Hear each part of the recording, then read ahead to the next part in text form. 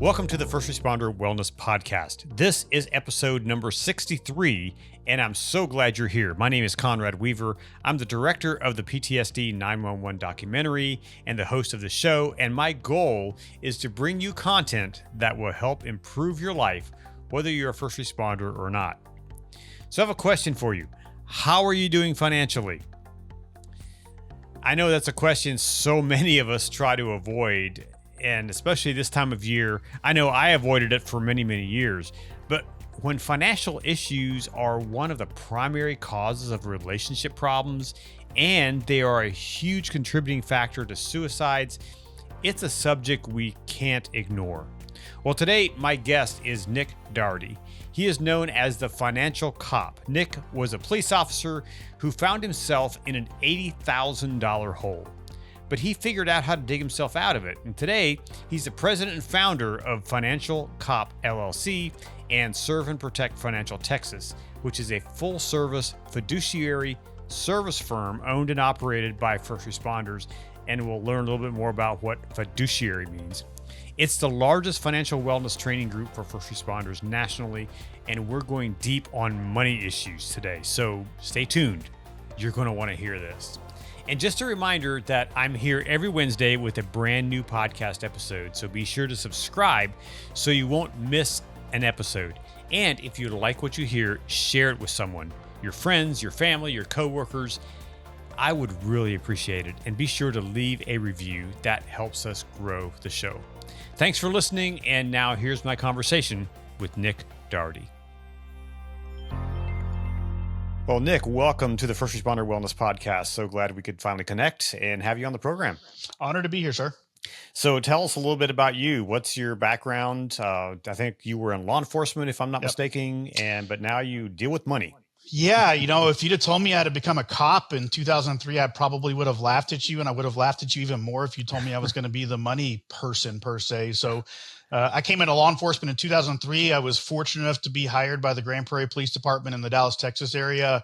And when I got hired, I came into my law enforcement career with $80,000 in debt. Wow. 21,000 of that was wrapped up in one car stereo system, all on credit cards. A car stereo. Yeah, just cars. And so I made it through the academy, made it through training, and I discovered the most beautiful program in the world in law enforcement, overtime.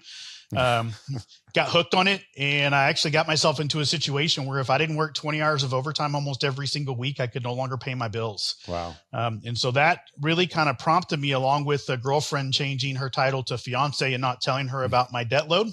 It's fortunate I had a beat partner that was one of my best friends, and he was a 20-year vet that introduced me to financial wellness. And I found Dave Ramsey, and I fell in love with his debt snowball.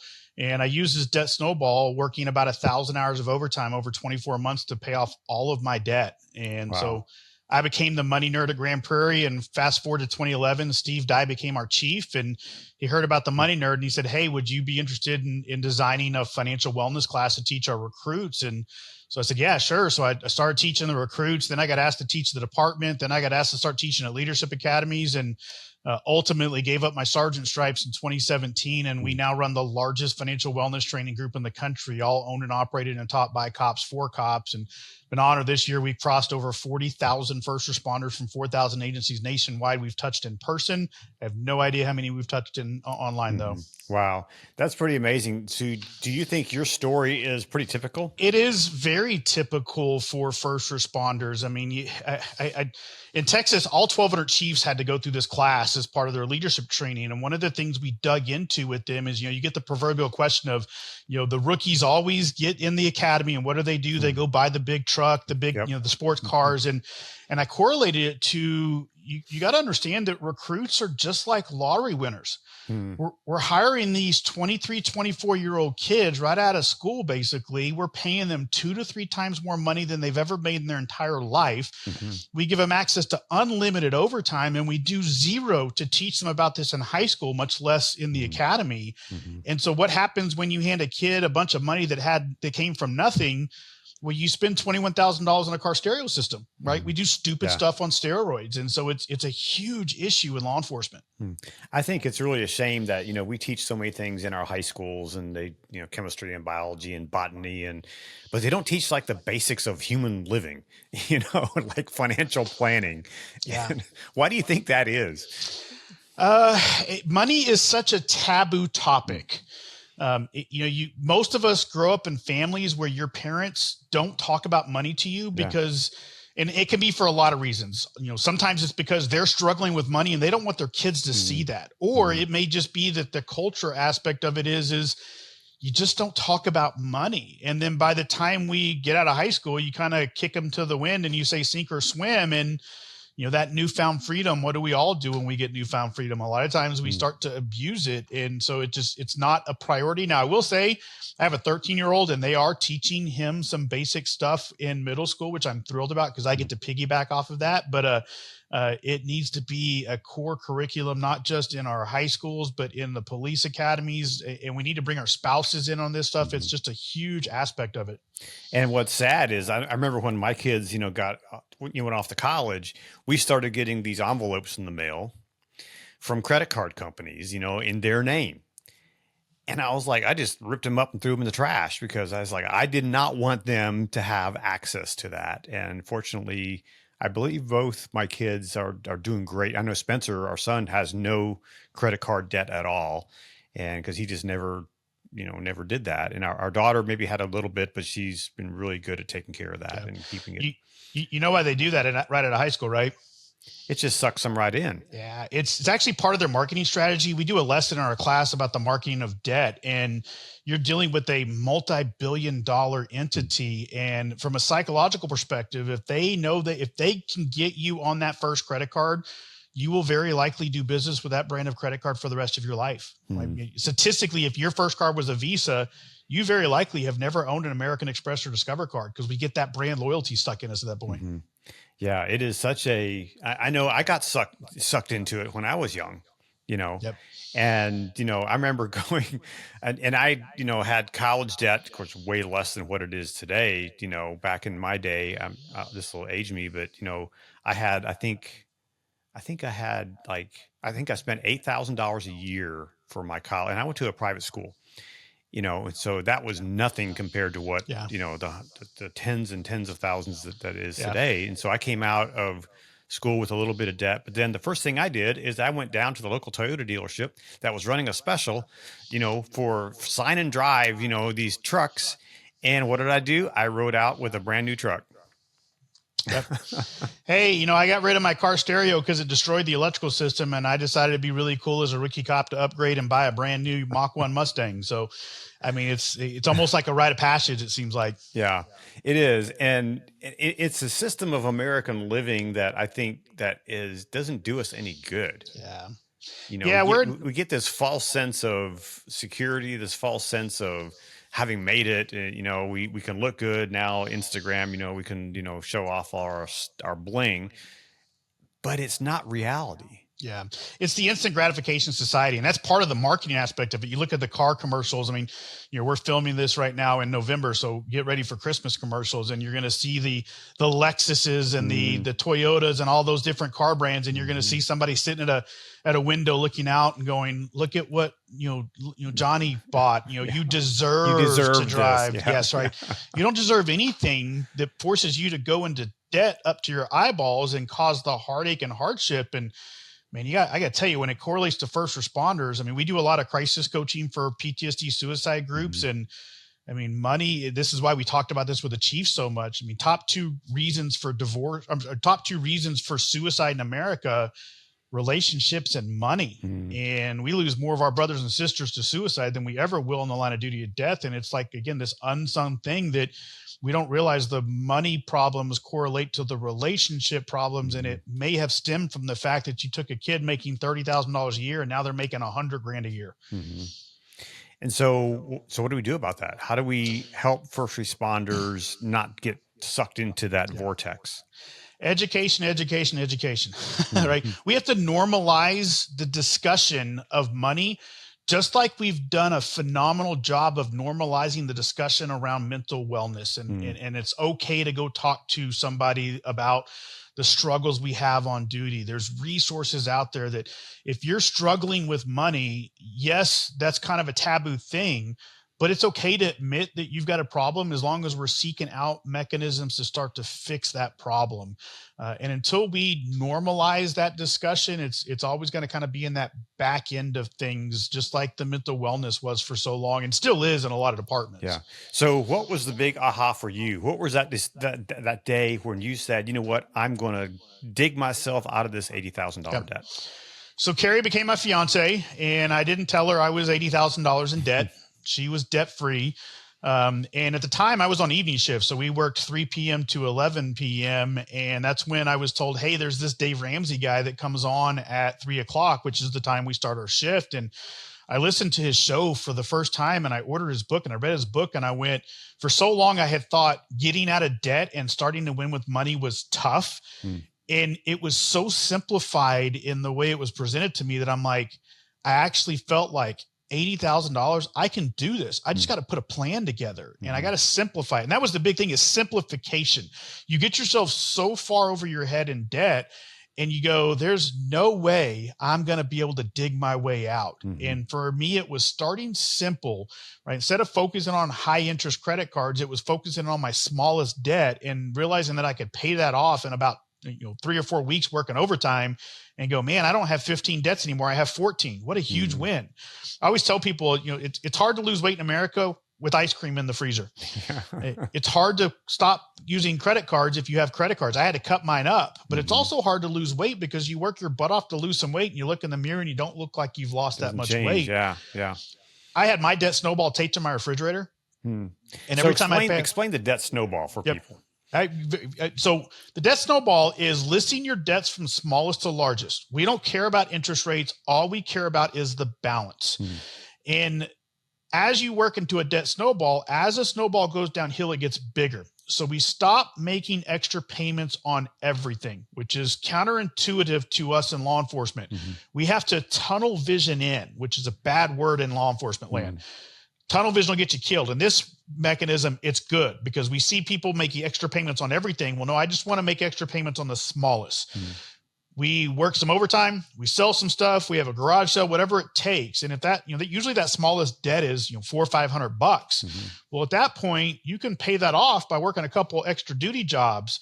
And I had my debt snowball taped to my refrigerator. And every time we'd pay off that smallest debt, I'd walk up to it with a big old black Sharpie marker and put a big old black line through it. So you just had a victory. And every time you walk by the refrigerator, you get reminded you've lost a little bit of debt. Then we take that payment we free up on that smallest, we roll it into the next smallest. We still work overtime. We still find ways to make extra payments. Then you pay that one off. And then all of a sudden it starts to snowball. And psychologically, when you get to those big debts, I have people tell me all the time, Nick, 25 grand is going to take forever to pay off. Well, if you're down to that's your last debt and you freed up $900 a month in income, throw $900 and go work $600 in overtime a month and start writing checks for $1,500. And all of a sudden you realize you're like, man, these big debts, I can pay this off in 9 months. This, I can actually do that. And it's that I can do it mentality that keeps you motivated versus what most of us do is we put a little bit on everything and then Murphy moves in, right? The water heater goes out and we go, well, the system's rigged. I can't win. Something's always going to happen. And so this is just life. Live with it. That was, a thing that I lived with for a long time. And until we went through Dave Ramsey's class through our church, and it really revolutionized our finances. In fact, we still use the app, the Every Dollar app, Every Dollar budget. And that has we started doing that right before COVID, and it absolutely revolutionized our finances, and it got us through COVID. Because I lost all income, 100% of my income went away.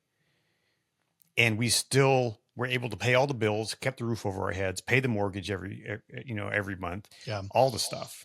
Every Dollar is my favorite budgeting tool. I still use it to this day. I've been using it since I think 2015 when it came out. There's a lot of other really good ones out there. There's YNAB, there's Monarch. I tell you, one of the things I like about Every Dollar versus a lot of the other ones is it's just simple. A lot of these other ones have a lot of bells and whistles. And when it comes to budgeting, if you're not really a nerd, bells and whistles just make things more confusing. Mm-hmm. Yeah. So how long did it take you to get out of that $80,000 debt? Right at about 24 months. 2 years. Yeah. Now, if you do the math, right, especially back then, overtime and the salary I made don't equal 20. It doesn't equal 80 grand.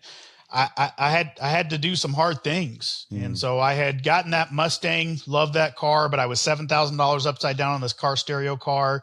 So that made me more in debt. I met Carrie and I just got, figured out she was going to be my wife. And I thought, maybe it's time for me to get a grown up car. So I decided to go back and do the stupidest thing you can do with a car, which is lease a car. So I rolled all my upside down equity into a fully loaded Acura TL. I loved that car. And when I committed to Carrie that we were going to go into our marriage debt free, I quickly realized there was no way I could pay off $80,000 in debt over 24 months. And so I had to get rid of some stuff. And that Acura was the most beautiful car I'd ever had in my entire life. I loved everything about it, but there was no physical way to keep that car and honor my commitment to Carrie. And so I had to make some painful decisions. And, one of my favorite quotes from Dave, he's got many, is if you live like no one else, you get to live like no one else. Mm-hmm. If you sacrifice, you don't sacrifice. And the same thing with cars. Carrie ended up giving me her piece of crap 2001 V6 Ford Mustang. I hated that car, but it was paid for. We sold the Acura. I had to get a loan for the difference because I was upside down, but that knocked out tens of thousands of dollars in debt. We bought her an Altima. We paid that off the day before we got married. And fast forward to December 1st of 2017, we walked into a dealership and we wrote a check for an Acura this time. Wow. We drove like no one else so that later in life we get to drive like no one else. And so people go, yeah, it's just because you must be one of those wealthy people. No, when I became debt free, I didn't stop making car payments. I just started making those car payments to myself. And so now we have an extra emergency fund in case something happens. But now when it's time to buy a car, we're already saving for the next cars we're going to buy. That's, that having that emergency fund is amazing. I mean, 2 weeks ago, I take my car, which is paid off. I'm debt free on the cars. I took it to the shop and it needed $2,000 worth of repairs. It's a 2014. It's 10 years old. It's going to need some stuff. And I was like, okay, I could go to the dealership and trade this one in, get a few bucks for it, and then take on a $600 payment that I pay every single month for 5 years, sometimes even 8 years now, however long they have extended these stupid payments. Or I could pull the $2,000 out of my savings and pay for it. And I did. And that was the best feeling in the world. Yep. You took a stressful situation that wasn't fun and you turned it into a speed bump in your life. Yeah. And it's something that, 4 or 5 years from now, you would have still remembered the $600 car payment. Yep. Because you get a reminder every month. But 4 or 5 years from now, you're going to look back and you're not even going to remember you spent $2,000 on a car repair because you were prepared. Yeah. We tell people with emergency funding, you stop having emergencies. It sucks, but you don't stress about money. I mean, think about, if you're listening to this, think about the last time you had a financial emergency. Was it the event that caused the stress, or was it trying to figure out how to pay for it that caused the stress? And when you're not worried about how to pay for it, it's a lot less stressful of a situation. So how can an officer, young guy, young gal who just, signed that agreement to work for XYZ PD and they got the big check, what should they do? Budget. I get asked, I work with people that are in debt up to their eyeballs. I work with some of we're talking multi-millionaire people. And it doesn't matter where you're at in your life cycle. The number one first topic I talk to you about is budgeting. You have to get on a regular routine, every dollar budget where you're tracking everything. People think that budgets restrict your spending. I get people all the time tell me, I'm too old to be on a budget, Nick. Well, budgets don't restrict. Budget actually will open the door for you to be able to spend more without the guilt or the worry of it. And we teach our budgets a little differently. Dave has the every dollar aspect of it. We teach every dollar budgeting. We just like to correlate it to first responder terminology. Sure. Every cop in America is familiar with the SWAT team. And when a SWAT team leaves, the most important thing they do is an operations plan. Where are we going? Where's the nearest hospital? What's my stack order? Who's breaching? Every second of that SWAT raid is planned out to a T. They conduct the SWAT raid and then they come back. And the single most important thing that SWAT team does throughout the entire process is not the ops plan. It's not the actual raid. It's debriefing and doing an after action when they get back. And we tell cops, this is exactly just like a budget. For fire personnel, it's that fire attack rate. Our ops plan is, what's our plan before the month begins? What do we think we're going to spend, right? We're getting close to December. It's a Christmas month, all that fun stuff. Well, what do we anticipate spending? Well, the debriefing, we have to debrief throughout the month, because just like no two SWAT raids are the same, no two monthly budgets are the same, stuff happens. And then at the end of the month, we have to do a formal after action. Did everything we think was going to happen go according to plan, or do we need to adjust next month? Or do we need to remember the traps this month that got us for next year? Because every month has a trap. December is a double trap month. We got Christmas, but December also has 5 weekends. So if you got groceries or daycare, you got 5 weeks of that to take care of. January doesn't have 5 weekends this year, but next year it will, or the following year. So those are the little traps you start to recognize, so that you don't get to the point where you're like, man, why did this mess up? Well, I don't know why. So you just, again, throw your hands up in the air. You realize what happened and you find a way to correct it and make it more efficient next time. So when you were going through this, and as you were engaged and getting ready to get married, what was the reaction from your then fiance when she found out that you were 80 grand in debt? So I remember sitting down with her and having the talk, and I looked at her and I told her I was 80 grand in debt, and I knew she was debt free at the time. And I remember the look in her face, and I said, Carrie, don't worry, before you say anything, I got a plan. And she looked at me back and she said, literally, she goes, you better. And so I went into that conversation with the debt snowball plan. I said, this is what I'm going to do, and this is what I'm going to commit to do. And I don't actually tell this story in the class, just the way it's morphed in. I actually didn't pay off $80,000 in debt in 24 months. I actually only paid off about 2/3 of that. So about a month or so before me and Carrie got married, we had reports. I had to report back to her. What was what was going on? She saw the debt snowball and she's like, you're not going to make it. And I go, man, I'm not. And she's my saver. I'm the spender in the family. And so she came to me and she goes, Nick, we're going to go into our marriage 100% debt free. And so what was left before we got married, she wrote a check out of her savings account and said, you've shown me you can do it.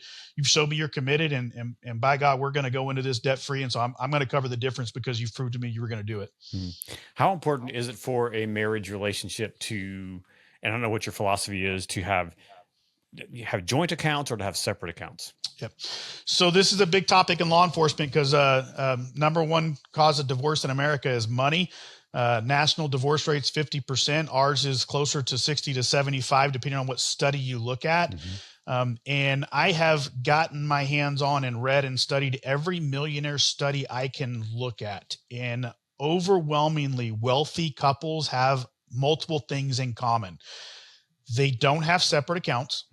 They do everything together, and they constantly talk about money, almost to the point where it seems obsessive. But it's not that they're obsessed about talking about money. I tell people all the time, me and Carrie talk about money almost every day. And it's not because we're obsessed about building wealth. We're obsessed about making sure we're on the same page, because it means we don't get in fights. And so joint accounts is the number one thing that we see needs to occur in most cases. It also helps eliminate the drag in a budget. If one of you is making 60 a year and one of you is making 80 a year, and you treat that as separate budgets, we're not taking advantage of the fact that we're making $140,000 in combined income. That's a big difference in a budget. Ironically, in the largest study of millionaires ever conducted, 11,000 millionaires were surveyed. 1/3 of them responded having become millionaires, even though they never earned $100,000 once in any given year of their entire life. Why? Discipline. They were on the same page. They talked about it all the time. The other problem with split accounts is someone's always going to make more. And it invokes that jealousy to a certain extent. If you go buy something really big that they can't afford because of their budget, that kind of invokes that. And really the turning point for me going that we're going to have joint accounts, because I didn't want to have that going into our marriage. I sat down with Carrie one day, and before we got married, I said, all right, I've been doing this budget thing. And so we got to figure out when we get married, how are we going to split these bills? And she goes, what do you mean? How are we going to split these bills? And I go, well, who's going to pay the mortgage? Who's going to blah, blah. And she looked at me dead in the eye and she goes, Nick, I didn't get married to become roommates. And boy, that stung. And I went, man, you're 100% right. We've got to be on the same page with this. Now you can build checks and balances. I always tell people, I get cops tell me, well, we're adults. We need some individuality. Well, when we have our monthly budget meeting, there's two numbers we have to agree upon. The first is, what's the number if I want to go buy it out of the joint account? We didn't talk about it. We must talk about it. And the second is, what's our allowance every month? Me and Carrie both have a separate checking account that's funded from our joint account. It's an allowance we give each other every month. If I get 500, she gets 500. If I want to go buy a toy, i.e. like a gun, because Carrie says no more guns. If I go buy it out of my allowance account, she can't say anything about it. And that's actually stopped a couple of fights. I tell a story in the class how me and Zach were out shopping one day and he was like 8 or 9 and we get home and Carrie's like, where you two boys been all day? And the first words out of Zach's mouth was, Daddy bought a gun. And I'm like, Zach, we practiced and you still messed this conversation up. And Carrie started to kind of give me that look. And before she did, my hand went up, and I don't know why that's just kind of become our universal sign. Her entire demeanor changed. And she looked at me, she goes, allowance? I said, yes, ma'am. And she goes, oh, cool. What kind of guns you get? And I tell my first responders, two things just happened there. We were about to have a fight and it didn't occur. Mm-hmm. And more importantly, my kid was watching that entire interaction. Mm-hmm. He went from seeing a potential fight to seeing a couple that was engaged in communication and how to talk to each other. We're teaching our younger generations about how to communicate with their spouses down the road. Hmm. Boy, that's so important for just the health of relationships and just health of life, really. I mean, how much could we solve? How many relationships could we save if we'd have these kind of communication devices? Look, me and Carrie have not had really one big blowout fight in almost 18 years of marriage. And we've never fought about money. And I always tell people, we're not perfect. We've had our trials and tribulations, but I attribute the hardcore conversations about learning how to communicate about money helped us learn how to communicate when we had other situations. And we've had some heated discussions, but it's just never gotten to that point where we just knocked down, dragged out. And so Zach is 13 now and Kylie's 9. And the other day, me and Carrie we were having a heated argument, and it was something that most people would look at and they would go, that's nothing. And I remember my daughter, Kylie, looked at me and she's like, ooh, you guys are fighting. And we both looked at each other and we're like, you've never seen us actually fight. You don't even recognize what, like, the average person would have saw that and been like, the kids would have gone, that's not a fight. But to her, that was a fight. And it's because they've just never seen us engage in that, because that communication and money helped us communicate about everything else in our life. So if I'm deep in debt and I'm working the debt snowball, should I be also putting money into savings? So we call our program the 8 phases of financial training. It's similar to Dave Ramsey's 7 baby steps. It's a simple plan to start to win with money. We call it the 8 phases because it mimics field training for first responders. Every first responder has been through field training. You don't get to start phase 1 and skip to phase 4. If you're really good, i.e. you're a lateral, you can fast track through them. So if you come into the phases of training and you're on phase 4, you don't get to skip 1, 2, and 3. You have to go through them. You just get to go through them very quickly. And so just like in training, sometimes we train recruits and they struggle. We have to pull them out of remedial. That's one of the biggest financial concepts you've got to understand. We pull the recruit out of remedial, we fix the problem, we put them back in training. Life is not perfect. And you're going to be going along in the financial phases of training. And again, that car is going to break down. The water heater is going to go out. You have to step out and address the remedial event and then step back into training. So phase 1 of our training is the budget. You do that every month for the rest of your life. It is ingrained. Phase 2 is to save $2,000 to $3,000 as fast as you can for what we call a baby emergency fund. We want to have enough money set aside so that if those tires go flat, we can write a check for it instead of using credit cards. We don't go full bore into an emergency fund. We just want a baby emergency fund. That's going to make people feel a little uneasy, which is okay because that's part of the process. Phase 3 is that debt snowball. We don't do any additional saving. We don't put any extra money in retirement accounts. We don't do anything until we're at least credit card debt free. Now, if you want to ease off a little bit after that, if you're working on the car, I'm okay with it. I prefer you to go full bore until you've paid off everything but the house. Then we take those freed up payments, and in phase 4, we maximize and we do a 3 to 6 month emergency fund. That's where we fully fund that emergency fund. Then we start to go into retirement planning. We start to go into big purchases, whether it's colleges or saving for that car, paying the house off. And then we get to have a lot of fun in phase 8 of training. We get to build wealth like crazy, and we get to give wealth like crazy. That's the funnest part of this. So it's, again, that tunnel vision aspect. People putting a little in savings, a little bit in debt. Let's focus on one thing at a time. And then when you get to the savings, it's really easy to save a 6-month emergency fund when you've freed up $2,000 a month in credit card payments and car payments and all that stuff. Then it's really easy to put a crap load of money in retirement. Like 15, 20% of your check can now go into retirement. You go, that's a big number. Well, it's not when you don't have any payments. And that's the purpose of that, is to free up those payments to use it for the next wealth building strategy. And if life happens during that time point, again, the AC goes out, step out, fix it. And if it puts you back in the debt snowball, that's okay. You have that plan to start to work back up towards.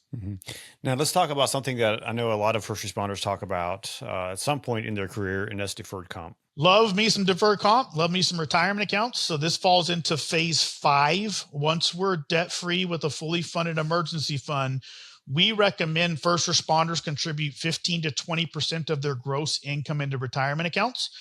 Subtract your pension out. So in Texas, most of us in Texas have to contribute 7% of our check to the pension, which means we got to get 8 to 13% going into other mechanisms. So where do we invest that? Well, we can invest it into our deferred comp if we have it. Roth IRAs. You may have a Roth deferred account, which is tax-free versus growth versus pre-tax. Some officers have a 403B or a 401k. Don't get lost in the word salad that is the numbers. Why is it called a 457 deferred comp account? Because it's found in section 457 of the Internal Revenue Code. That's it. It's for government employees. 403Bs are for nonprofit. So if you're a school cop or you work for a hospital district, you're probably going to have a 403B. 401ks are typically for the corporate world, although some big cities have them too, and some states have them. All that matters is it going in pre-tax or after tax? Because that determines how you get to pull it out. I tell people all the time, I don't care where you're putting it. I don't care which account it is, as long as we're doing that 15 to 20% after we're debt free with an emergency fund. Because the reality is it's super important to have additional retirement accounts, because most of us that have pensions, that pension's not enough to survive on. And by the time you realize that, you've lost your most valuable asset, which is time. And let's talk about time.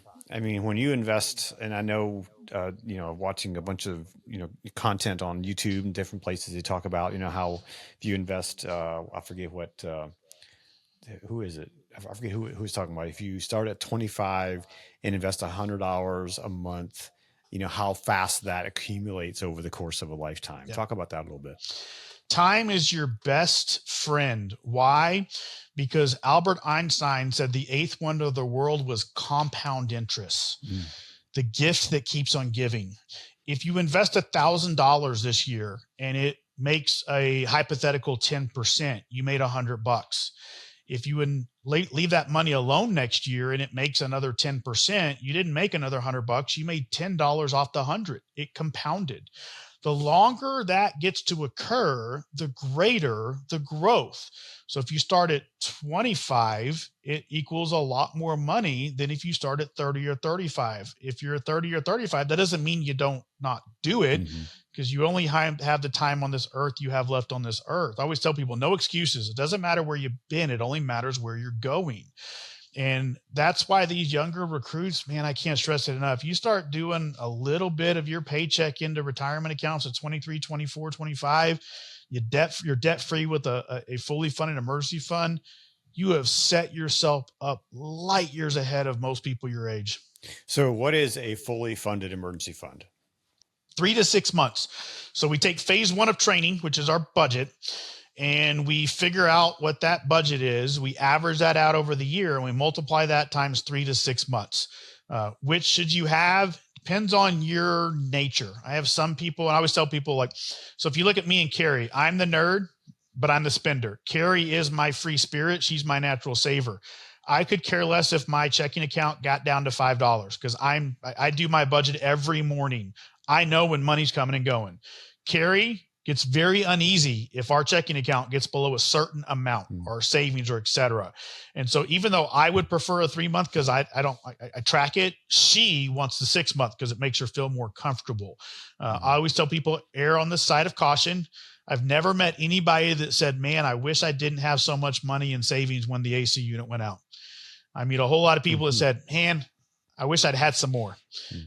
So you're not going to hurt yourself, but we only do 3 to 6 months. We don't go crazy because if you get too much cash in savings, now you have money working against you because it's not really earning a lot. Where do you keep that emergency fund savings? I'm a huge fan of using the online high yield FDIC money market account, supercharged savings accounts. Under the mattress? No, not under the mattress. I'm okay if you want to keep a little bit in the safe. Keep it. There's 2 reasons why I want to keep it in a account outside of my checking account because Black Friday is next week, and I like toys, so temptation kicks in. But I also like these online money market accounts because a lot of them are paying 4 to 5% right now, which means we're at least earning a little bit. But they're FDIC insured, so we're not worried about market volatility or investment volatility. Yeah, one of the best things we did is we opened up some accounts separate from our checking account, and it takes 3 days at least to transfer money. Yeah. So it's like a barrier for us. You know, if we have to transfer money, if we know there's something coming that we need to dip into the emergency fund, okay, let's transfer that money in so we have it. Yep. It's that proverbial making you sleep on it. You always heard big purchases, don't buy it right then, sleep on it. Yep. That forces you to do it. Yep. So if I have my 3 months emergency fund in place, can I use that to go on a vacation? No, it is for emergencies only. Why? Because what you'll do is you go, I'm good. We're going to use this emergency fund for a vacation. And you'll go on the vacation and you'll get the call in the middle of the vacation that, hey, the upstairs bathroom pipe busted and your entire house is flooded. And you're going to go, crap, what do I do now? Right? If Murphy can happen, Murphy will happen.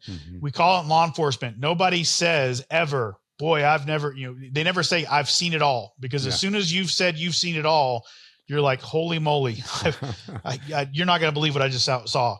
Murphy will happen at the most inopportune times. And it usually is when we violate those core principles. So if I'm getting close to retirement, what should I be thinking about? Debt free, debt free, debt free, debt free. We work with a lot of people with their retirement planning. And one of the biggest issues I see people come in and go, yeah, I'm about to retire, so I just bought my dream house. Oh, ouch. So you locked yourself into 30 years of payments, which means you've locked yourself into making sure you have to make a certain amount and your pension doesn't give you a COLA. Yeah. Welcome to what's your next job going to be? We see a lot of those big mistakes. Debt-free going into retirement is one of the biggest things you can do just to make sure your retirement is a success. You really want to look at retirement in a different light. Most people don't ever retire anymore. Most people go back to work because they're bored. And we tell people the pinnacle of retirement is going back to work because you're bored. And if your boss makes you mad, walk out the door, right? You're not there for the paycheck. Ironically, when you're in that situation, you will no longer just go work at jobs. You'll go work at places that you really want to be at because you're passionate.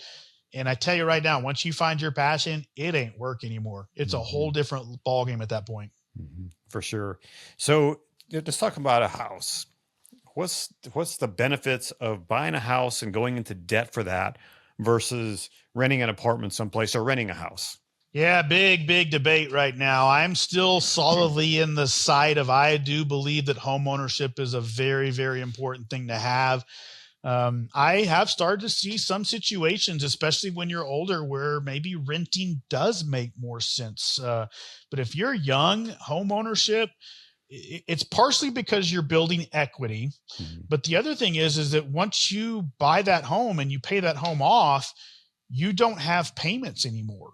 And the number one characteristic of millionaires, they don't have payments. Millionaires overwhelmingly do not play the interest rate game. They play the no payment game, because when you have no payments, you gain flexibility. Retirement accounts all the time. We get calls all the time going, hey, Nick, I need $10,000 because my AC went out. Well, we didn't save a bunch of money in retirement for that. I hate those calls. I love the calls. I had somebody recently call me that's in retirement and said, "Hey, Nick, I need $18,000 because we're going on a vacation of a lifetime to Asia." That's cool. That's what we use retirement accounts for. And when you lock yourself into payments, whether it's a house payment or a rent payment into retirement, you lock yourself into situations that cause those issues. But again, I still love homeownership. I know interest rates are high. Don't worry, they'll come down. If you make extra payments, it lowers your interest rate internally as well anyways. But the younger you are, the more I love homeownership. So I'm going to ask this, is I'm kind of push back maybe just a little slightly. If I buy a $500,000 house and I have a 30-year mortgage on that, how much am I actually paying for that house? Well, if you're following my plan, not a lot, because we're not going to pay 30 years. But if we don't follow your plan, so if you're on a 30-year mortgage, if you buy a $500,000 home, that home over 30 years is going to cost you well over $1 million. So I sell it now for, $650,000. Oh, I made $150,000. Yeah. There's a reason they're called mortgage brokers because they can make you broke. There are only few situations in this country where your home is an investment. If you own it outright, if you buy it and flip it, or if you buy it and put a renter in there. If you have a mortgage, the only person that has the investment is the bank. The math is the math. And I get in a lot of arguments with people over this because I sold my home for $150,000 in profit. Well, what were your carrying costs over that? What were your property taxes? What was your insurance? What was your maintenance and upkeep? What was the interest on it? Because I guarantee if you do the math on it, if you broke even, you were doing good. And that's why we push people so heavily towards extra payments and paying that house off, because now it does truly become an investment at that point. So how much should I be making on that payment if I'm paying $2,000 a month for my mortgage? So we like people to keep their mortgage payment to no more than about 25 to definitely no more than 30% of your take-home pay. Anything more than that, committed on a monthly basis, we're over our skis and it's tough to do other wealth building strategies. Now, that works in about 80% of the country. If you live in California or the East Coast, it's a little tougher. And so you got to be a little bit flexible on that sometimes. And I get it. But again, if we're debt-free, emergency fund, money going into retirement accounts, we should have the wiggle room in our budget to be able to throw some extra money. So I don't have a certain dollar amount you should pay extra. I have as long as all those things prior are funded, as long as you've built a little bit in your budget for some fun, right? When you're debt free with emergency fund, you got to go on vacations. You got to splurge. You got to have those nice date nights, those nice steak dinners, those kinds of things. As long as we're paying something extra, we'll find other ways through time to make extra payments, whether it's a part-time job that you took because you wanted to, or an inheritance happened, or something typically happens to where we get on a plane. And I got to tell you, people that are really focused on paying their house off, the closer they get to paying it off, the more focused they get to really bogging down and muscling through it, because they know the promise on the other side of it. Yeah. So if I have, everything in place, I have my 3 months emergency fund, I got all that stuff in place. Should I be kind of diversifying my other investments? Should I be going into stocks? Should I be going into, what should I do with the extra? So the first thing you need to do is, if you don't know what you're doing when it comes to investments, you need to find a good professional. We have a section in our class called How to Interrogate Financial Advisors. We don't trust financial advisors because we don't understand what they're doing, and we don't understand what they're making. And a lot of times they come across as car salesmen. And that's okay. I'm a big fan of what's called the fiduciary only model, where they're operating in your best interest at all times as required by the SEC. The problem is that less than about 10% of the advisors in this country are truly only fiduciaries. Most of them are dual registered. And then when it comes to that, understanding your investments, your investment professional has to have the heart of a teacher. Why did I become so well-versed on the stock market? Well, me and Carrie became debt-free. We had an emergency fund, and it's time to go invest. We went and met with some financial professionals. We walked out and our heads were spinning. They showed me all these fancy brochures, said all these big fancy words. And Carrie goes, "Which one are we going to go with?" And I said, "None of those bozos." She goes, "What do you mean?" I go, "Carrie, they didn't have a heart of a teacher. We worked too hard for our money just to blindly give it to somebody because they got a title."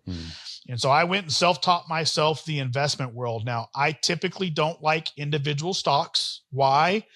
Enron, Sears, JCPenney, I can name 100 companies. Mm-hmm. You know, a good one right now, NVIDIA. Everybody's like, oh, you got to have NVIDIA. NVIDIA is on a high that's never been seen before, really. It's been crazy what NVIDIA has done over the last 5 years. What happens when things go crazy like that? Oftentimes they go down quickly too sometimes. And I'm not saying that's what's going to happen to NVIDIA, but we've seen that example over and over again.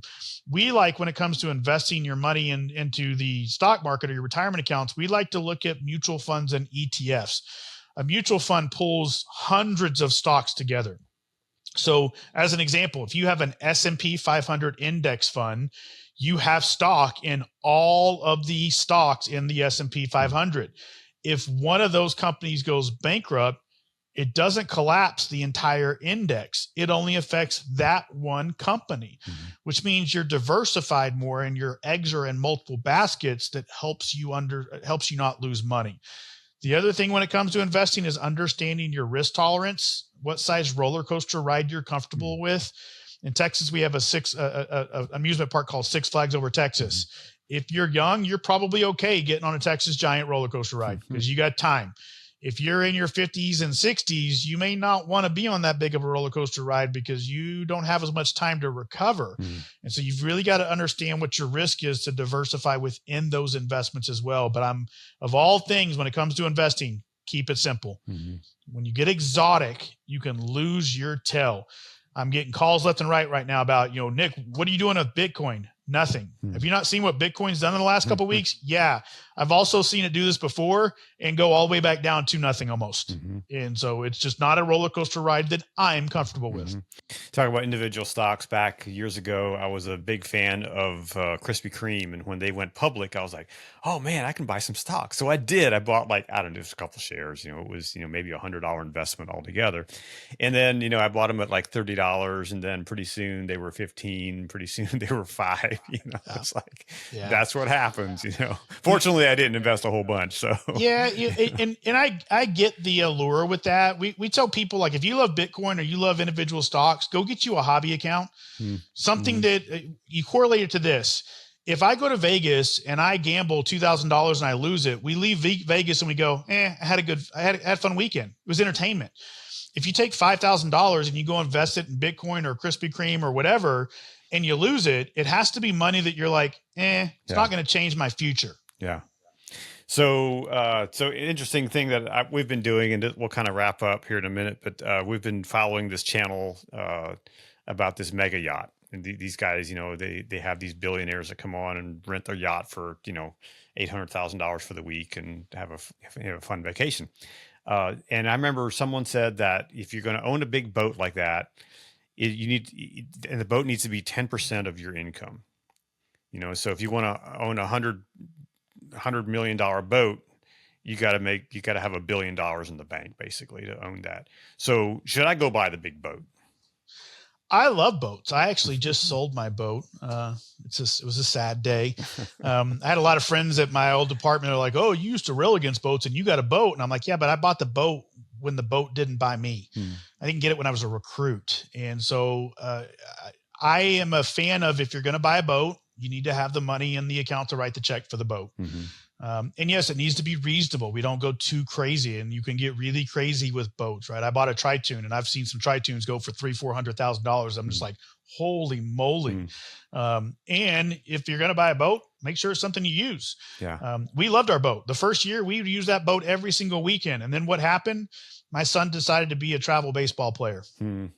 So there went my weekends. And so last year we were like, we got to get on the boat twice. And my daughter decided she hated baseball even more because she loved the boat and she had to go to baseball every time. And so we sold the boat and we miss it like crazy with that. But I love toys. I love boats. I love doing fun vacations. The point of it is making sure we buy those things when we're in a position that it doesn't cause potential hardship down the road. Well, that's so important. And I remember hearing one of these billionaire boat owners saying that, I think it might have been Jeff Bezos. I forget. He said, if you're going to invest in a boat like this, well, it's not really an investment. You're just buying a toy. You have to be willing to have that money to just give it away. You have to be willing that if the boat sinks, it's just gone. You lose that money.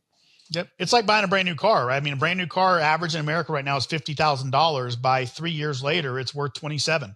Mm-hmm. So, how do you feel about knowing you lost $23,000? Would you put 50,000 in your retirement account if you knew it was going to lose 23 grand in 3 years? No way. But we do it with a car all day long and we don't even think about it. You have to be able to buy those nice cars. And we tell people all the time, I'm okay if you buy a brand new car if you're a millionaire. Why? Because it's not going to hurt you to drop 23 grand off the side of a cliff. Mm-hmm. And to Jeff Bezos's point, if his $600 million yacht goes up in a fire and it's not insured, it's going to suck, mm-hmm. but it's not going to move his needle. Right. Yeah. So final thoughts here. Where should we start? Where should someone start if they're where you are? Yep. Budget. You've got to get control of the budget. If you're married, you can't have one person committed without the other. It don't work. We will not actually do crisis coaching unless both spouses are on the same page, because you're just pouring water on a fire and the fire's behind you, even though you're pouring it in front of you per se with that. So budget. I don't care what budget tool you use. You've got to get a grasp of what every dollar you're spending versus every dollar that's coming in, because from that's what will help you build the ability to be able to afford the retirement planning, to afford saving for emergencies, to afford the boat. Retirement wise, we tell people getting close to retirement, you should be doing 2 budgets 12 months before you retire. Your normal budget with your normal check and your budget with your anticipated pension income. It'll tell you if you can afford to retire. It'll tell you how much you need to pull out of your retirement account. We can now calculate, does that last? It'll tell you if you got to get a part-time job. Budget. And I'm a little partial to starting at financialcop.com because we have this phenomenal class online that we love. If you have access to Police One Training Academy, you can actually go through the Building Financial Strength and First Responder class through Police One Training Academy now as well. Awesome. So final thing, how can people get in touch with you and what kind of services do you offer? Yep. Financialcop.com is the primary place. You can follow us on social media, whether it's Instagram, Facebook, or LinkedIn, or YouTube at Financial Cop as well. So we're 2-part. We do in-person financial wellness training at agencies and conferences all across the country. We also have our virtual academy that, again, you can get through Police One. You can get it through our website as well. And then outside of that, we are also a privately owned fiduciary only financial planning firm that's independently owned and operated by me. There's no big equity behind us telling us what we can and can't do with that. And again, only doing fiduciary financial planning across the entire country. Mm-hmm. Very good. So financialcop.com, is that the website? Well, we'll be sure to post those links and those that information in the show notes. So is there anything else you want to share with our audience today? Just remember, the magic you're looking for is in the work you're avoiding, right? Ain't nothing easy about nothing we're talking about, whether it's money, whether it's mental wellness, whether it's marriage, it's all hard. But if you put the work in, good things start to happen. Awesome. And we'll leave it at that. Thank you for having me. I appreciate it, sir. Thanks, Nick, for being on the show today. I really appreciate it. Be sure to check out the links to his website in the show notes below. And don't forget, please subscribe and share the podcast with your tribe. And please remember, you are not alone. And if you need someone to talk to and don't know where you can turn, you can dial 988 for help. Until next time, be well, take care of yourself and those around you, and go out and do something good in the world. The views expressed are for informational purposes only and are not designed to advise you on how to handle anything specific with your finances, nor will listening to our advice guarantee your financial success. Opinions expressed are subject to change without notice and don't take into account your specific financial situation and or needs. Discussions in this show should not be construed as specific recommendations or investment advice. Always consult with your investment professional before making investment decisions. Advisory services are offered through Retirement Plan Advisors, LLC, a federally registered investment advisor. RPA and Financial Cop LLC are not affiliated.